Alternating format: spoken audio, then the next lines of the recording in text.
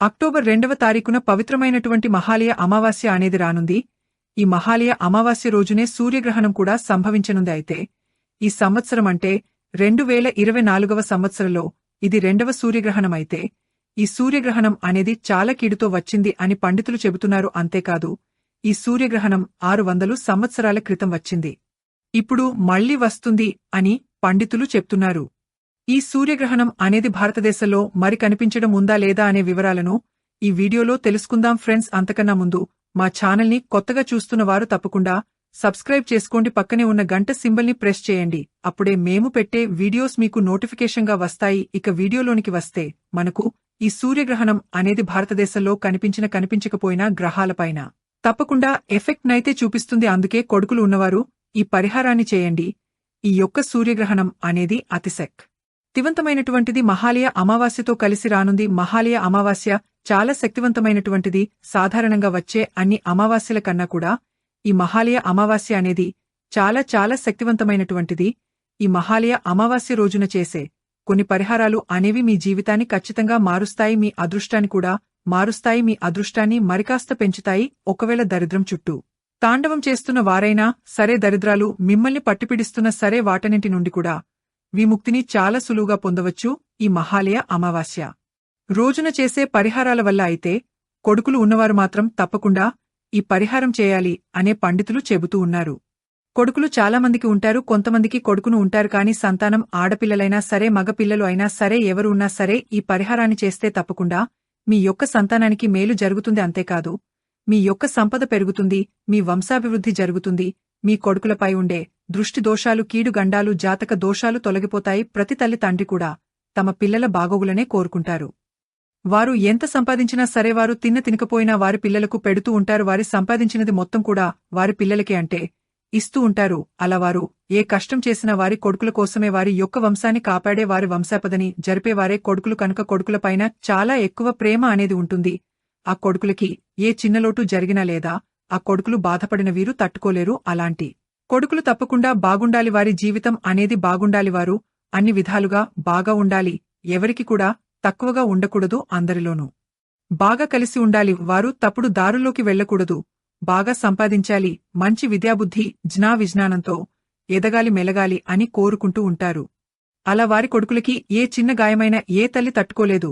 తమ పిల్లలకు గాయమైనా తమకు గాయమైనట్టుగా తల్లడిల్లిపోతూ ఉంటారు. మరి ఎన్ని పూజలు చేసినా, ఎన్ని పరిహారాలు చేసినా, ఎన్ని వ్రతాలు చేసినా తమ యొక్క పిల్లల బాగు కోసమే చేస్తూ ఉంటారు. అయితే మరి ఎంతో పవిత్రమైనటువంటి ఈ మహాలయ అమావాస్య రోజున కొడుకులు ఉన్నవారు తప్పకుండా ఈ పరిహారాన్ని చేస్తే వారికి ఉండే దండాలు తప్పిపోతాయి. రాబోయే దరిద్రాల నుండి విముక్తినైతే పొందుతారు. ఎలాంటి కష్టాలు లేకుండా ఆనందంగా సుఖంగా ఉండగలుగుతారు. వారిపైన ఉండే దరిద్రాలతో పాటుగా ఏలినాటి సింధుసాలు కూడా తొలగిపోతాయి. పిల్లలు చాలామంది ముందుగా ప్రవర్తిస్తూ ఉంటారు. చెప్పిన మాట వినరు. కొంతమంది ఎంత ఎదిగినా కూడా చెప్పిన మాట వినరు, ఒదిగ ఉండరు. వారు చెడుదారులో వెళుతూ ఉంటారు. అది చూసి తమ యొక్క తల్లిదండ్రులు తల్లడిల్లిపోతూ ఉంటారు. అలాంటివారు కూడా మీ పిల్లల భవిష్యత్తు అద్భుతంగా మారుతుంది. మీకు ఉండే సమస్యలు, బాధలు తొలగిపోతాయి. మీ పిల్లలు కూడా బంగారు భవిష్యత్తు మారుతుంది. అయితే ఈ యొక్క అమావాస్య సూర్యగ్రహణంతో కలిసి వస్తుంది. సూర్యగ్రహణం అనేది ఇది 600 సంవత్సరాల జీవితంలో అనేక రకాల యుద్ధాలు జరిగాయని పండితులు చెప్తున్నారు. అందువల్ల ఈ గ్రహణం అనేది తమ పిల్లలపైన కాస్త ప్రభావాన్ని చూపించే అవకాశం ఉంటుందని మనకు పండితులు చెప్తున్నారు. అయితే ఈ గ్రహణం భారతదేశంలో కనిపించకపోయినా సరే, గ్రహాలపైన మాత్రం ప్రభావం ఉంటుంది. అయితే గ్రహణానికి ఎలాంటి నియమాలు లేవు. పట్టు విడుపు నియమాలు అసలే లేవు. ప్రెగ్నెన్సీ స్త్రీలు కూడా భయపడవలసిన అవసరమే లేదు. కనుక మీరు ఈ గ్రహణం రోజున ఎలాంటి జాగ్రత్తలు కూడా తీసుకోవాల్సిన అవసరం లేదు. మీకు ఒకవేళ భయంగా ఉంటే ఏ పని చేయకుండా నార్మల్గా పడుకుని ఉంటే సరిపోతుంది. ఇలా మహాలయ సూర్యగ్రహణం రోజున ఈ విధంగా పట్టు విడుపు సమయాలు లేవు, పాటించాల్సిన అవసరం కూడా లేదు. అయితే మరి ఈ మహాలయ అమావాస్య అంటే పితృదేవతలకు ఇష్టమైనటువంటిది. పితృపక్షంలో వచ్చినటువంటి అమావాస్యని మహాలయ అమావాస్య అంటారు. మహాలయ అమావాస్య రోజున పితృదేవతలను ఎవరైతే పూజిస్తారో అలాంటి వారికి పితృఖండాలు, పితృదోషాలు తొలగిపోతాయి. ఇక మహాలయ పక్షం మొత్తం కూడా పితృదేవతలను పూజించలేని వారు మహాలయ పక్షంలో వచ్చినటువంటి మహాలయ అమావాస్య రోజున అంటే పితృపక్షంలో చిన్నటువంటి మహాలయ అమావాస్య రోజున చేసే పితృదేవతల యొక్క పూజలు తప్పకుండా మంచి ఫలితాన్ని తెచ్చిపెడతాయి. పితృదేవతల యొక్క ఆత్మకు శాంతి కలుగుతుంది. అందువల్ల మీకు వారు దీవెనలు ఇస్తారు. అందువల్ల కుటుంబంలో గొడవలు ఉండవు.